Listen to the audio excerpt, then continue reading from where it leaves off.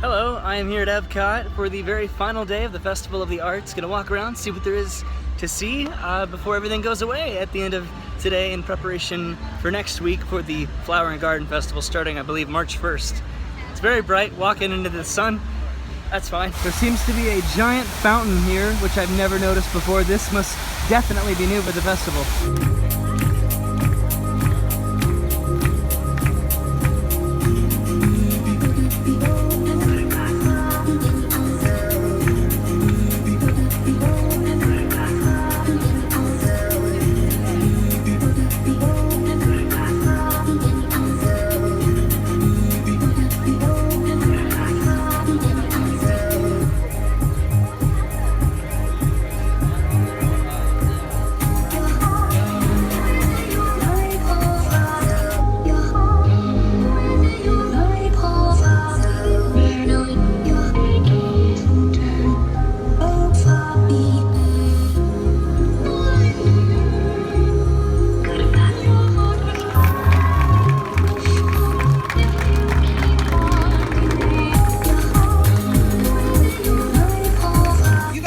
Some amazing art today.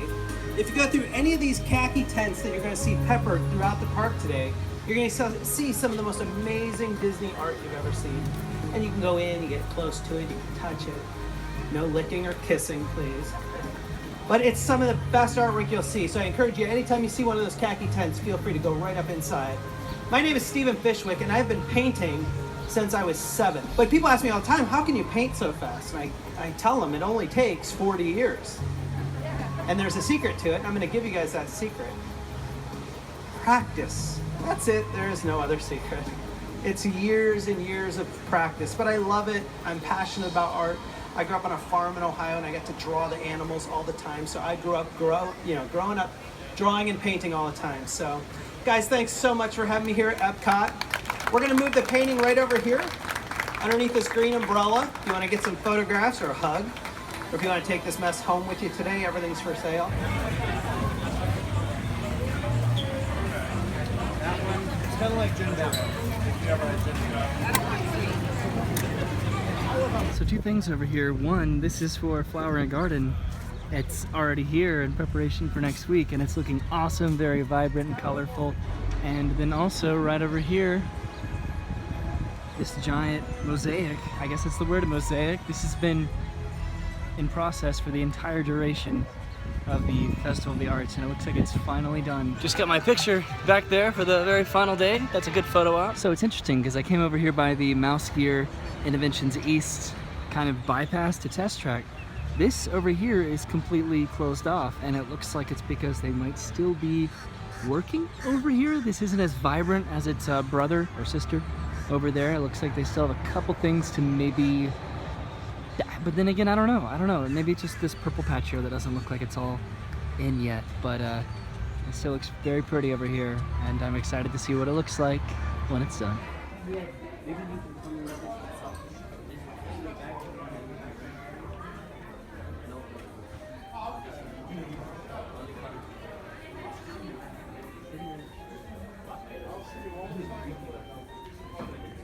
Check that out. I'm pretty positive that this is the concept art of Epcot. Yep, there you go, concept art of Epcot.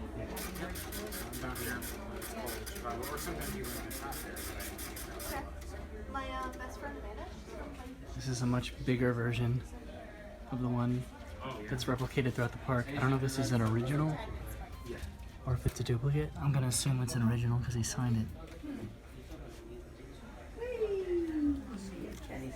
All right, this is what you were looking at.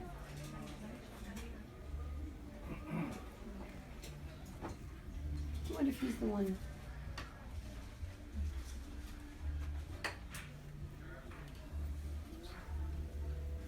This is the concept art of the Land Pavilion. On the other side was the concept art of Horizons, and that was replaced by Mission Space. And it's interesting, right over here, that was the concept art of the park when Walt was still alive, and that was his project, and then they kind of abandoned that to turn it into more of a theme park than a experimental city of tomorrow. Also, the guy outside gave me like 4,000 Figment Festival of the Arts stickers.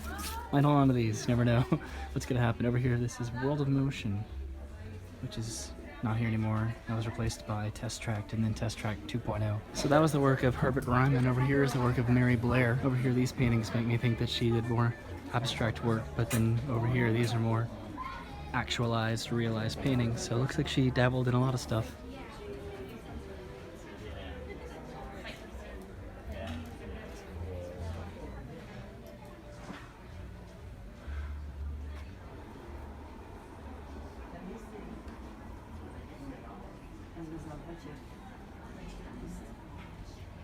The lady that designed the Small World. Your favorite artist. I always like venturing over to the Showplace because it's only open during festivals, so you don't really get to go in there that often, and most of the time they only have like drinks and finger foods and snacks, but they put a lot of art in there on exhibit, which is really interesting. That the two artists that were there, the first one that I saw, he did a lot of the concept art for actual rides and the design for Epcot. The latter, Mary Blair, it did seem like she did do a lot of abstract stuff that was for films originally, I think Peter Pan and those kinds of films, but then she brought it into It's a Small World, and then she may have worked on the Three Caballeros. I don't know if she worked on the ride itself or if that was a little after her time, but she worked on the original film, I'm assuming. But that was really cool. I liked to see all that. It's really busy this weekend because today is President's Day, in addition to being the final day of the Festival of the Arts. I don't think I'm gonna make a trip around the showcase today because I don't assume anything's really changed about the showcase. Most of the art and that is kind of over here, kind of in the Future World area.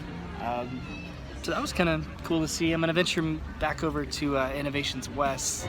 Pretty excited to see which topiary takes the spot here, the central spot, looking down straight at the Spaceship Earth attraction.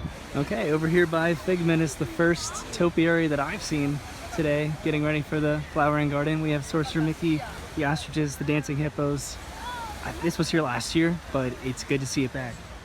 Also, over there you can see the top of the butterfly exhibit. Okay, I think that'll just about do it for me today. Between the first time that I went, the second time I think with my parents, and then today the 3 times that I've come to Epcot for the festival, I think I got to see most of everything that they had to offer during the festival.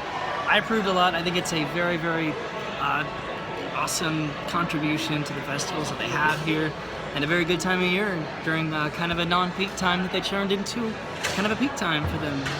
So good job, Disney. I guess that's it for me today. I know this is going to be kind of a quick little Epcot trip for me, but also in addition to this, I'm going to go and tack on at the end of this video, if you're interested, something that I did yesterday. I sold my fish tank that I've had for like 7 years. Hey buddy, Farley.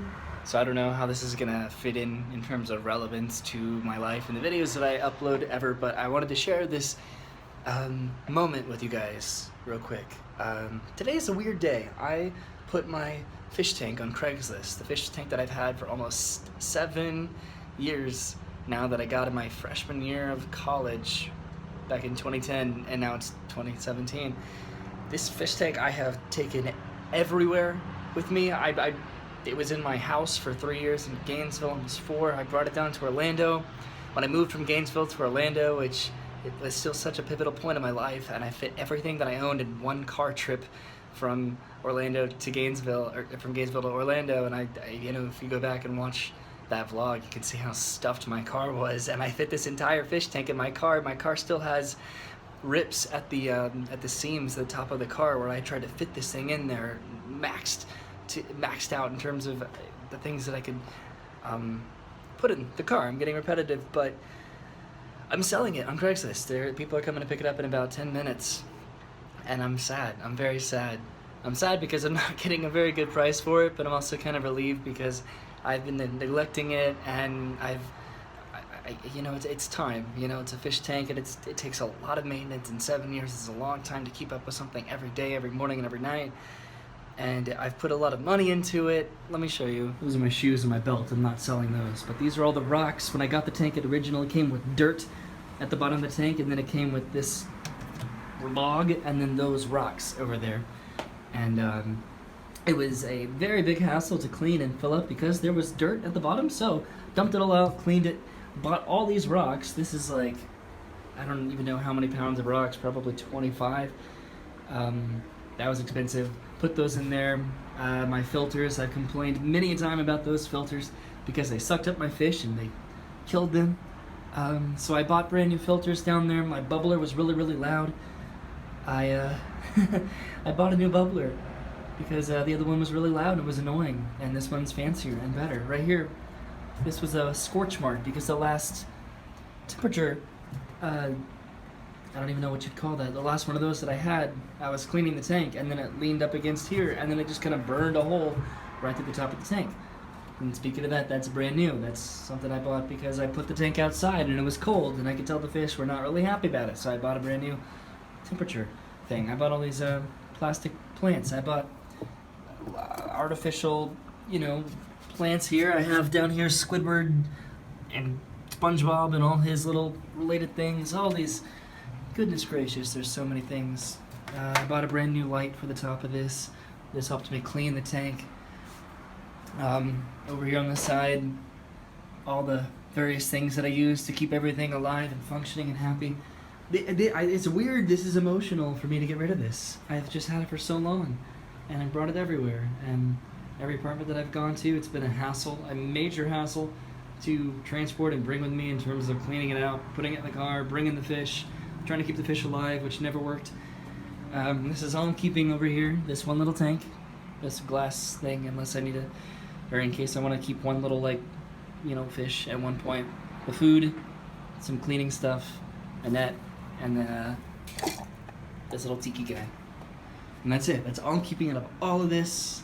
And I am sad to see it go, but it's time. There's a chance these Craigslist people might not show up because, as has been my luck with Craigslist in the past, if you go back over 2.5 years, you could see me trying to move out of the last house that I lived in, I guess, and the problems that I had with Craigslist. I think I may have documented through that. It's been very hard. Craigslist is hard sometimes in terms of getting people to commit, but these people are coming all the way from an hour away, so hopefully they will pick it up. I think that they're pretty determined and committed to it.